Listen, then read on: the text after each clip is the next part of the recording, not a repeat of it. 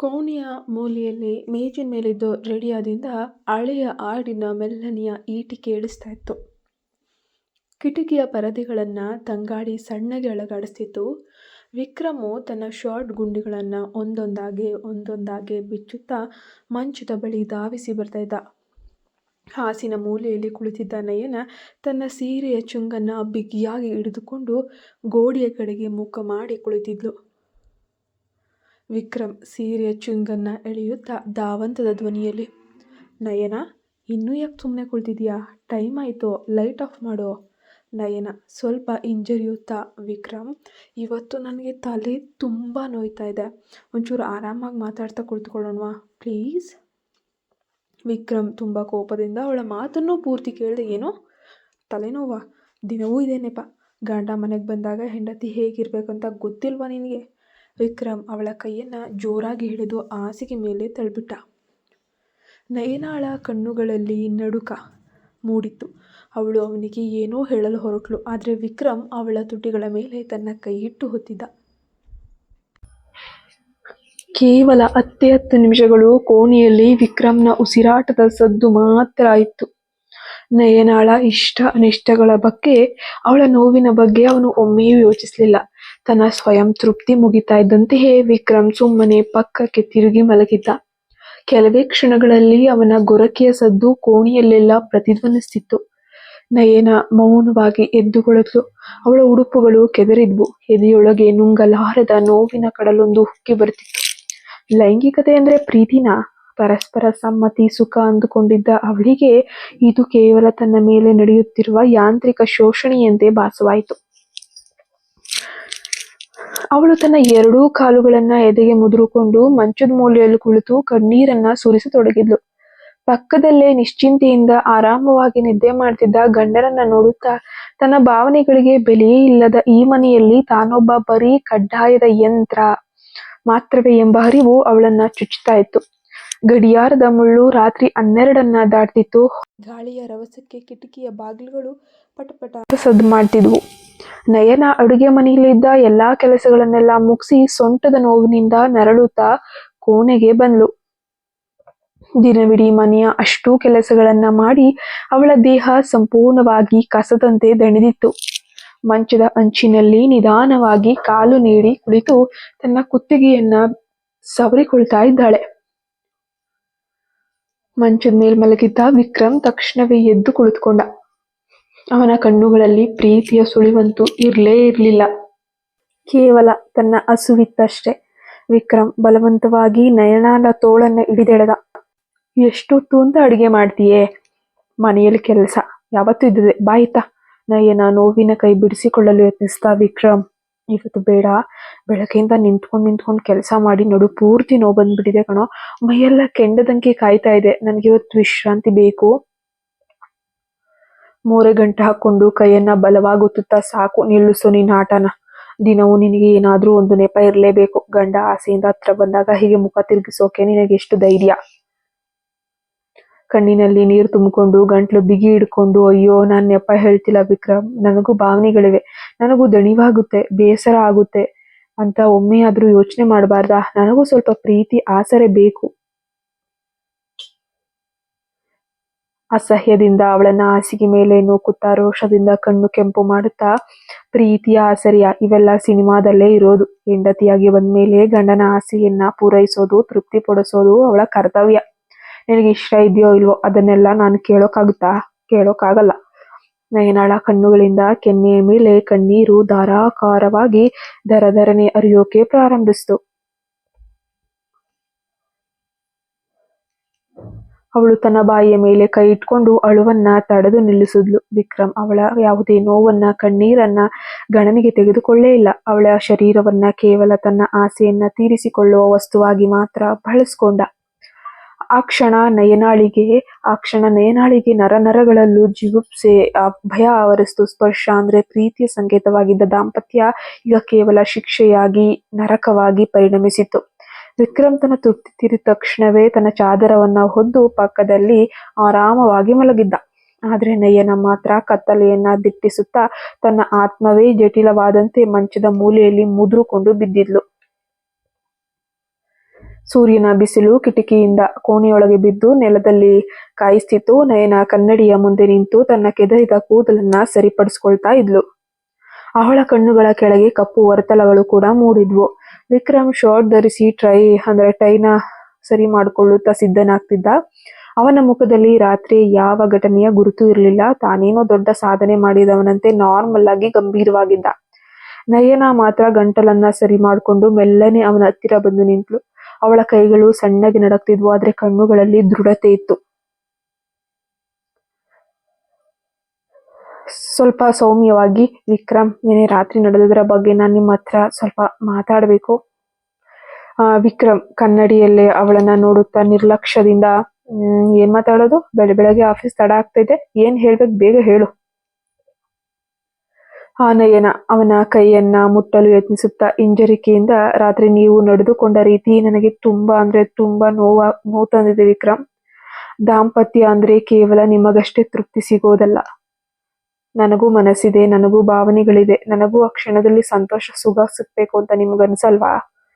ವಿಕ್ರಮ್ ಕೈಲಿದ್ದ ಟೈಯನ್ನ ಚಟ್ಟನೆ ಕೆಳಗೆ ಹಾಕಿದ. ನಂತರ ಅವನ ಮುಖದಲ್ಲಿ ಶಾಂತತೆ ಮಾಯವಾಗಿ ಅಹಂಕಾರದ ನಗು ಅನ್ನೋದು ಉರಿಯೋಕೆ ಶುರುವಾಯ್ತು. ಅವನು ನಯನಾಳತ್ತ ಹೆಜ್ಜೆ ಹಾಕಿ ಅವಳನ್ನ ದಿಟ್ಟಿಸಿ ನೋಡ್ತಾ ಇದ್ದಾನೆ. ವಿಕ್ರಮ್ ಎದೆ ಉಬ್ಬಿಸಿ ರೋಷದಿಂದ, ಏನಂದೆ? ಸುಖ ಸಿಕ್ತಿಲ್ವಾ ನಿನ್ಗೆ? ಅಂದ್ರೆ ನಾನು ಗಡಸುತನದ ಬಗ್ಗೆ ಪ್ರಶ್ನೆ ಮಾಡ್ತಿದ್ಯಾ ನೀನು? ನಿನ್ಗೇನ್ ಕೊರತೆ ಮಾಡಿದೀನಿ ನಾನು? ತಿನ್ನೋಕ್ ಉಣ್ಣೋಕ್ ಕೊಟ್ಟಿದ್ದೀನಿ, ಇರೋಕೆ ಮನೆ ಕೊಟ್ಟಿದ್ದೀನಿ, ನಿನಗಂತದ ಸುಖ ಇನ್ನೇನ್ ಬೇಕು? ನಯನ ಕಣ್ಣೀರು ತುಂಬಿದ ಕಣ್ಣುಗಳಿಂದ, ಅದು ವಸ್ತುವಿನ ಪ್ರಶ್ನೆಯಲ್ಲ ವಿಕ್ರಮ್, ಪ್ರೀತಿ ಮತ್ತು ಆ ಒಂದು ಸಂಬಂಧದ ಪ್ರಶ್ನೆ. ನೀವು ನಿಮ್ಮ ಸುಖ ಮುಗಿದ ತಕ್ಷಣ ಪಕ್ಕಕ್ಕೆ ತಿರುಗಿ ಮಲಗ್ತೀರಾ. ನನ್ನ ಇಷ್ಟವೇನು ಕಷ್ಟವೇನು, ನನಗೆ ತೃಪ್ತಿ ಆಯ್ತಾ ಇಲ್ವಾ ಅಂತ ಒಮ್ಮೆ ಆದ್ರೂ ಕೇಳಿದ್ದೀರಾ? ಕೇವಲ ನಿಮ್ಮ ಹಸಿವನ್ನ ತೀರಿಸ್ಕೊಳ್ಳೋಕೆ ನಾನು ಬರೀ ಸಾಧನವೇ?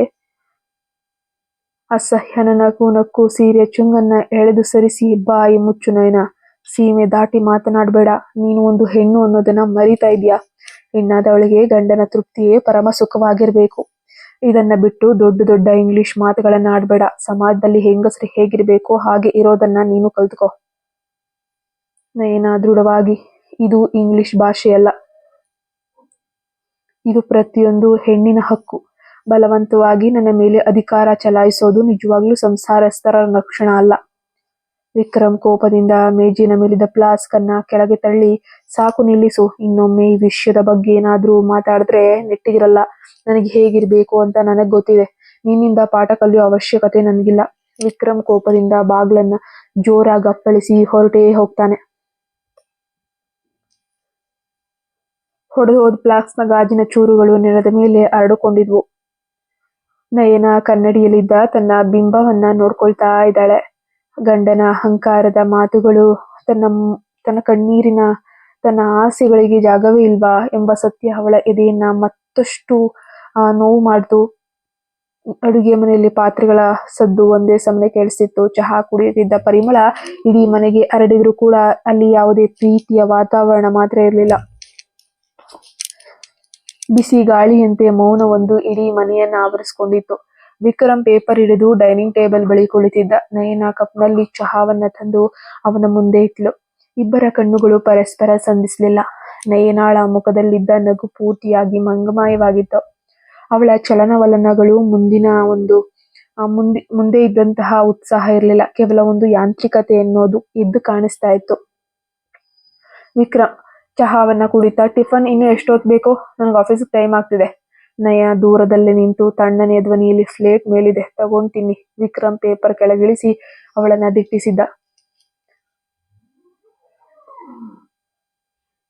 ನಯನ ಅವನಿಂದ ಕೆಲವಡಿ ದೂರದಲ್ಲಿ ನಿಂತಿದ್ಲು. ಅವಳು ತನ್ನ ಸೀರೆಯ ಸೆರಗನ್ನ ಸರಿಪಡಿಸಿಕೊಳ್ಳುತ್ತಾ ಗಂಡನ ಸಮೀಪವನ್ನ ಹಿಂಜರಿಯುತ್ತಿದ್ದು ಸ್ಪಷ್ಟವಾಗಿ ಕಾಣ್ತಿತ್ತು. ವಿಕ್ರಮ್ ಅಸಹನೆಯಿಂದ, ಏನಾಗಿದೆ ನಿನ್ಗೆ? ದಿನಕ್ಕೆ ಯಾಕೆ ಹೀಗೆ ದೂರ ಇರ್ತೀಯ? ನನ್ನ ಕಂಡ್ರೆ ನಿನಗೆ ದ್ವೇಷನಾ? ನಯನ ಅವನತ್ತ ನೋಡ್ದೆ. ದ್ವೇಷ ಅಲ್ಲ ವಿಕ್ರಮ್, ಭಯ. ನಿಮ್ಮ ಸ್ಪರ್ಶದಲ್ಲಿ ಈಗ ಪ್ರೀತಿ ಕಾಣ್ತಿಲ್ಲ, ಕೇವಲ ಹಸಿವು, ಅಧಿಕಾರ ಕಾಣ್ತಿದೆ. ಅದಕ್ಕೆ ಅಧಿಕಾರ ಅಂದ್ರೆ ಹತ್ತಿರ ಬರೋಕೆ ನನಗೆ ಭಯ. ವಿಕ್ರಮ್ ತಕ್ಷಣವೇ ಎದ್ದು ನಿಂತು ಅವಳ ಬಳಿ ಬಂದು ಅವಳ ತೋಳುಗಳನ್ನ ಹಿಡಿಯಲು ಕೈ ಚಾಚಿದ. ನಯನ ಥಟ್ಟನೆ 2 ಹೆಜ್ಜೆ ಹಿಂದೆ ಸರಿದು ತನ್ನ 2 ಕೈಗಳನ್ನ ಎದೆಗೆ ಅಡ್ಡಲಾಗಿ ಇಟ್ಕೊಂಡ್ಳು. ಅವಳ ಕಣ್ಣುಗಳಲ್ಲಿ ಹಿಂಜರಿಕೆ, ಹೆದರಿಕೆ ಅನ್ನುವಂಥದ್ದು ಎದ್ದು ಕಾಣ್ತಾ ಇತ್ತು. ವಿಕ್ರಮ್ ಕೈಯನ್ನ ಗಾಳಿಯಲ್ಲಿ ಹಿಂತೆಗೆದುಕೊಂಡು, ನಿನ್ನ ಈ ನಡವಳಿಕೆಯಿಂದ ಮನೆ ನರಕವಾಗ್ತಿದೆ ಗೊತ್ತಾ ನಿನ್ಗೆ? ಹೆಂಡತಿಯಾಗಿ ನನ್ನ ಆಸೆಗಳನ್ನ ಪೂರೈಸುವಂತದ್ದು ಬಿಟ್ಟು ನನ್ನನ್ನೇ ಅಪರಾಧಿ ತರ ನೋಡ್ತಾ ಇದೀಯಲ್ವಾ ನೀನು? ನಯನ ಕಣ್ಣಿನಲ್ಲಿ ಅನಿಗೂಡಿನ ನೀರನ್ನ ಒರೆಸಿಕೊಳ್ಳುತ್ತಾ, ಮನಸ್ಸಿನಲ್ಲಿ ಪ್ರೀತಿ ಇಲ್ಲದ ಈ ಒಂದು ದೇಹದ ಅಗತ್ಯಕ್ಕಾಗಿ ನನ್ನ ಬಳಿ ಬರೋದಾದ್ರೆ ಅದು ನರಕಕ್ಕಿಂತ ಕಡಿಮೆ ಏನಲ್ಲ. ವಿಕ್ರಮ್, ದಾಂಪತ್ಯ ಅಂದ್ರೆ ಇಬ್ರು ಜೊತೆಯಾಗಿ ಬಾಳೋದು, ಒಬ್ರು ಇನ್ನೊಬ್ರನ್ನ ಬಳಸ್ಕೊಳ್ಳೋದಲ್ಲ. ವಿಕ್ರಮ್ ಏನೋ ಹೇಳಲು ಹೊರಟು ಕೋಪದಿಂದ ಹಲ್ಲು ಕಚ್ಚಿ ಸುಮ್ಮನಾದ. ತನ್ನ ಆಫೀಸ್ ಬ್ಯಾಗ್ ಎತ್ಕೊಂಡವನು ಬಾಗಿಲಿನ ಹತ್ತ ನಡೆದು, ಸಾಮಾನ್ಯವಾಗಿ ಮನೆ ಬಿಡುವಾಗ ಬಾಗಿಲ ಬಳಿ ನಿಂತು ಬೀಳ್ಕೊಡ್ತಿದ್ದ ನಯನ ಇವತ್ತು ಅಡುಗೆ ಮನೆಯ ಗೋಡೆಗೆ ಹೊರಗೆ ನಿಂತ ನೆಲವನ್ನೇ ದಿಟ್ಟಿಸ್ತಿದ್ಲು. ಬಿರುಕು ಬಿಟ್ಟ ದಾಂಪತ್ಯದ ಅಂತರ ದಿನದಿಂದ ದಿನಕ್ಕೆ ಹೆಚ್ಚಾಗ್ತಿತ್ತು. ಮನೆ ಕೇವಲ 4 ಗೋಡೆಗಳ ಕಾಂಕ್ರೀಟ್ ಸೌಧದಂತೆ ಜೀವ ಕಳೆಯನ್ನ ಕಳೆದುಕೊಂಡ್ಬಿಟ್ಟಿತ್ತು. ಕೋಣೆಯಲ್ಲಿ ನಿಯಂತ್ರಣದ ಸಣ್ಣ ಸದ್ದು ಕೂಡ ಕೇಳಿಸ್ತಿತ್ತು. ಗೋಡೆಯ ಮೇಲಿದ್ದ ಸೈಕಾಲಜಿ ಚಾರ್ಟ್ಗಳು ನೋಡುತ್ತಾ ವಿಕ್ರಮ್ ಅಸಮಾಧಾನದಿಂದ ಕುಳಿತಿದ್ದ. ಅವನ ಪಕ್ಕದಲ್ಲೇ ನಯನ ಕೈ ಬೆರಳುಗಳನ್ನ ಬಿಗಿಯಾಗಿ ಹಿಡ್ಕೊಂಡು ತಲೆ ತಗ್ಗಿಸಿ ಕುಳಿತಿದ್ಲು. ಸಾಮಾನ್ಯವಾಗಿ ವೈದ್ಯರ ಬಳಿ ಹೋಗಲು ಒಪ್ಪದ ವಿಕ್ರಮ್ ದಾಂಪತ್ಯ ಸಂಪೂರ್ಣವಾಗಿ ಮುರಿದು ಬೀಳುವ ಹಂತಕ್ಕೆ ತಲುಪಿದಾಗ ಬೇರೆ ವಿಧಿ ಇಲ್ಲ. ಡಾಕ್ಟರ್ ಪ್ರಕಾಶ್ ಅವರ ಆಫೀಸಿಗೆ ಬಂದಿದ್ದ. ಡಾಕ್ಟರ್ ಪ್ರಕಾಶ್ ತಮ್ಮ ಮೇಜಿನ ಮೇಲಿದ್ದ ಫೈಲ್ ಮೂಲೆಯಲ್ಲಿ ಇಟ್ಕೊಂಡು ಮುಕ್ತಲೊಂದು ಸೌಮ್ಯವಾದ ನಗೆಯೊಂದಿಗೆ ವಿಕ್ರಮ್ ಕಡೆ ತಿರುಗ್ತಾರೆ. ನೋಡಿ ವಿಕ್ರಮ್, ಮಾತನ್ನ ಪ್ರತ್ಯೇಕವಾಗಿ ಕೇಳಿದ್ಮೇಲೆ ನನಗೆ ಪರಿಸ್ಥಿತಿ ಅರ್ಥ ಆಗಿದೆ. ನೀವು ಸಂಸಾರದಲ್ಲಿ ಎಲ್ಲವನ್ನ ಕೊಡ್ತಿದ್ದೀನಿ ಎಂದುಕೊಳ್ತೀರಾ, ಆದ್ರೆ ಅತಿ ಮುಖ್ಯವಾದದ್ದು ಮರ್ತಿದ್ದೀರಾ. ವಿಕ್ರಮ್ ಸ್ವಲ್ಪ ಅಹಂಕಾರದಲ್ಲೇ, ಡಾಕ್ಟರ್, ನಾನು ಅವಳಿಗೆ ಯಾವ ಕೊರತೆಯನ್ನು ಮಾಡಿಲ್ಲ. ಮನೆ, ಬಟ್ಟೆ, ಆಸೆ ಪಟ್ಟಿದ್ದನ್ನೆಲ್ಲ ಕೊಟ್ಟಿದ್ದೀನಿ. ಆದ್ರೆ ರಾತ್ರಿ ಹೊತ್ತು ಹೆಂಡತಿಯಾಗಿ ನನ್ನ ಆಸೆ ಸ್ಪಂದಿಸೋಕೆ ಅವಳಿಗೆ ಏನ್ ಕಷ್ಟ ಅಂತ ನನಗಂತೂ ಒಂದ್ ಸ್ವಲ್ಪನೂ ಅರ್ಥನೇ ಆಗ್ತಾ ಇಲ್ಲ. ಡಾಕ್ಟರ್ ಪ್ರಕಾಶ್ ಅವರ ಧ್ವನಿ ತಕ್ಷಣವೇ ಗಂಭೀರ ಆಯ್ತು. ಆಸೆಗೆ ಸ್ಪಂದಿಸೋದ ವಿಕ್ರಮ್? ಒಂದಿಬ್ಬರು ಒಂದಾವುದು ಒಂದೇ ಕೇವಲ ಪುರುಷನ ಹಸಿವನ್ನ ತೀರಿಸಿಕೊಳ್ಳುವ ಯಾಂತ್ರಿಕ ಪ್ರಕ್ರಿಯೆ ಅನ್ಕೊಂಡಿದ್ರ? ಅದು ಇಬ್ಬರ ಪರಸ್ಪರ ಸಮ್ಮತಿಯಿಂದ ಕಳಕಳಿ ಸಮಾನ ಸುಖ. ನಿಮ್ಮ ಸುಖ ಮುಗಿದ ತಕ್ಷಣ ನೀವು ಪಕ್ಕಕ್ಕೆ ತಿರುಗಿ ಮಲಗಿದ್ರೆ ನಿಮ್ಮ ಹೆಂಡತಿಗೆ ಅದು ಪ್ರೀತಿಯಿಂದ ಕಾಣಲ್ಲ, ಬದಲಿಗೆ ತನ್ನ ಮೇಲೆ ನಡೆಯುವ ದೌರ್ಜನ್ಯದಂತೆ ಕಾಣುತ್ತೆ. ವಿಕ್ರಮ್ ತಕ್ಷಣವೇ ಏನೋ ಹೇಳಲು ಬಾಯಿ ಮುಚ್ಚಿದ. ಆದ್ರೆ ಡಾಕ್ಟರ್ ಕೈ ಎತ್ತಿ ತಡೆದ್ರು. ಡಾಕ್ಟರ್ ಪ್ರಕಾಶ್ ಖಡಕ್ ಆಗಿ ಹೇಳ್ತಾರೆ, ಹೆಂಡತಿ ಅಂದ್ರೆ ನಿಮ್ ದೈಹಿಕ ಅಗತ್ಯಗಳನ್ನ ತೀರಿಸುವಂತ ವಸ್ತುವಲ್ಲ. ಅವಳಿಗೂ ಭಾವನೆಗಳಿದೆ, ಆಸೆಗಳಿದೆ. ಅದಕ್ಕೆ ನೀವು ಖಂಡಿತ ಪ್ರತಿಕ್ರಿಯಿಸಲೇಬೇಕು. ಅವಳಿಗೂ ತೃಪ್ತಿ ಮತ್ತು ಸಂತೋಷದ ಹಕ್ಕಿದೆ. ಹೆಣ್ಣಿಗೆ ಸಮ್ಮತಿ ಇಲ್ಲದೆ ಅವಳ ಆಸಕ್ತಿಯನ್ನ ಗಮನಿಸದೆ ಕೇವಲ ಸ್ವಯಂ ತೃಪ್ತಿಯನ್ನ ಹೇರೋದು ಕೂಡ ಅಪರಾಧವೇ. ಇದನ್ನ ನೀವು ಪ್ರೀತಿ ಅಂತ ಕರೆದ್ರೆ ಅದು ನಿಮ್ಮ ಭ್ರಮೆ. ಆ ಡಾಕ್ಟರ್ನ ಪ್ರತಿಯೊಂದು ಮಾತು ಕೂಡ ವಿಕ್ರಮ್ನ ಒಂದು ಕಪಾಳಕ್ಕೆ ಹೊಡೆದಂಗಿತ್ತು. ಅವನು ಪಕ್ಕದಲ್ಲೇ ಇದ್ದ ನಯನಳತ್ತ ನೋಡ್ದ. ಅವಳ ಕಣ್ಣುಗಳಲ್ಲಿ ದೀನತೆಗಿಂತ ಹೆಚ್ಚಾಗಿ ಸತ್ಯವನ್ನು ಯಾರೋ ಒಬ್ಬರು ಗಟ್ಟಿಯಾಗಿ ಹೇಳ್ತಾ ಇರುವಂತಹ ಒಂದು ಸಮಾಧಾನ ಎದ್ದು ಕಾಣಿಸ್ತಾ ಇತ್ತು. ವಿಕ್ರಮ್ ಮೆಲ್ಲನೆ ತಲೆ ತಗ್ಗಿಸ್ದ. ಇಷ್ಟು ದಿನ ತಾನು ಗಡಸುತನ ಕರ್ತವ್ಯ ಭಾವಿಸಿದ್ದು ಎಷ್ಟು ದೊಡ್ಡ ತಪ್ಪು ಅಂತ ಅರಿವು ಅವನಿಗಾಯ್ತು. ಆ ಕ್ಲಿನಿಕ್ಗೆ ಹೊರಬಂದಾಗ ಸಂಜೆಯ ತಂಗಾಳಿ ಅನ್ನೋದು ಚೆನ್ನಾಗಿ ಬೀಸ್ತಾ ಇತ್ತು. ಕಾರಿನ ಬಾಗಿಲು ತೆಗೆಯಲು ಹೋದ ನಯನಾಳ ಕೈಯನ್ನ ವಿಕ್ರಮ್ ಮೆಲ್ಲನೆ ಹಿಡಿದು, ಈ ಬಾರಿ ಅವನ ಸ್ಪರ್ಶದಲ್ಲಿ ಅಧಿಕಾರ ಏನಿರಲಿಲ್ಲ, ಬದಲಿಗೆ ಅಪರಾಧಿ ಭಾವನೆ, ಪಶ್ಚಾತ್ತಾಪ ಇತ್ತು. ಗದ್ಗದಿತ ಧ್ವನಿಯಲ್ಲಿ ನಯನಾಳ ಕಣ್ಣುಗಳನ್ನ ನೋಡುತ್ತಾ, ನನ್ನನ್ನ ಕ್ಷಮಿಸ್ಬಿಡು ನಯನ. ಇಷ್ಟು ದಿನ ನಾನು ನಿನ್ನನ್ನ ಸ್ವಾರ್ಥಿಯಾಗ್ಬಿಟ್ಟೆ, ಎಷ್ಟು ಉಪಯೋಗಿಸ್ಕೊಬಿಟ್ಟೆ ಅಂತ ಇವತ್ತು ನನ್ಗೆ ಅರ್ಥ ಆಯ್ತು. ನಿನ್ನ ಮನಸ್ಸನ್ನ, ನಿನ್ನ ಭಾವನೆಗಳನ್ನ ಎಂದು ಕೂಡ ಅರ್ಥನೇ ಮಾಡ್ಕೊಳ್ಳೇ ಇಲ್ಲ. ನಯನ ಚಕಿತಗೊಂಡು ಅವನನ್ನೇ ನೋಡ್ತಾ ಇದ್ದಾಳೆ. ವಿಕ್ರಮ್ನ ಕಣ್ಣುಗಳಲ್ಲಿ ಸತ್ಯಸಂಧನದ ನೀರಿತ್ತು. ಇನ್ನೆಂದು ನಿನ್ನ ಇಷ್ಟವಿಲ್ಲದೆ, ನಿನ್ನ ಪ್ರೀತಿ ಇಲ್ಲದೆ ನಿನ್ನ ಬಳಿ ಬರೋದಿಲ್ಲ. ನಮಗೆ ಹೊಸದಾದ ಪರಸ್ಪರ ಒಳ್ಳೆ ಕಾಲ ಬಂದು ಬದಲಾಗುತ್ತೆ. ನಯನಾಳ ಕಣ್ಣುಗಳಿಂದ ಬಿಸಿ ಕಣ್ಣೀರು ಹರಿಯಿತು. ಆದ್ರೆ ಈ ಬಾರಿ ಅದು ನೋವಿನಿಂದಲ್ಲ, ಭರವಸೆಯದು. ಅವಳು ವಿಕ್ರಮ್ನ ಕೈಯಾಗಿ ಬಿಗಿಯಾಗಿ ಹಿಡ್ಕೊಂಡ್ಲು. ದಾಂಪತ್ಯದ ಕತ್ತಲೆ ಕಳೆಯಿತು. ಇಬ್ಬರು ಹೊಸ ಪ್ರೀತಿಯ ಬೆಳಕನ್ನ ಮೂಡಿಸಿದ್ರು. ಚಾನಲ್ಗೆ